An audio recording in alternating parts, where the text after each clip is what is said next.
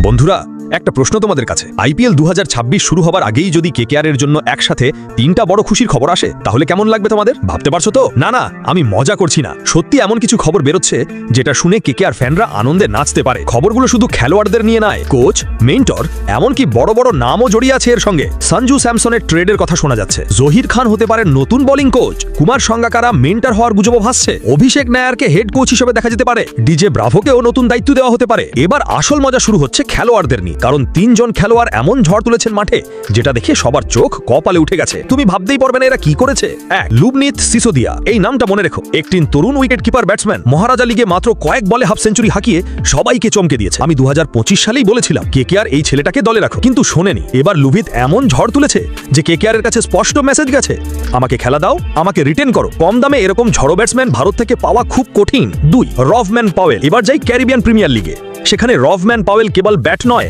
ক্যাপ্টেন্সিও করছে দলে সুযোগ কম পেয়েও হাফ সেঞ্চুরি মেরেছে দারুণ পারফরমেন্স দেখিয়েছে বলতেই হয় এই প্লেয়ারকে যদি কেকেআর ছাড়ে তবে সেটা হবে ভুল তিন কুইন্টন ডিকক তৃতীয় খেলোয়াড়কে কেনা চেনে দক্ষিণ আফ্রিকার তারকা কুইন্টন ডিকক সেও হাফ সেঞ্চুরি হাঁকিয়েছে সবাই ভাবছিল কেকেআর হয়তো তাকে রিলিজ করবে কিন্তু এই ফর্ম দেখে কি ছাড়তে পারবে বড় প্রশ্ন কিন্তু থেকেই যাচ্ছে এখন বলো তো বন্ধুরা তোমরা কি মনে করো এই তিনজনকেই কি কেকেআর রিলিজ করবে নাকি অন্তত একজনকে রাখা উচিত কমেন্টে জানাও তোমাদের মতামত ভিডিওটা ভালো লাগলে লাইক শেয়ার করতে ভুলো না আর সাবস্ক্রাইব করে থেকো কারণ আইপিএল 2026 এর সব বড় আপডেট এখানে তোমরা সবার আগে পাবে।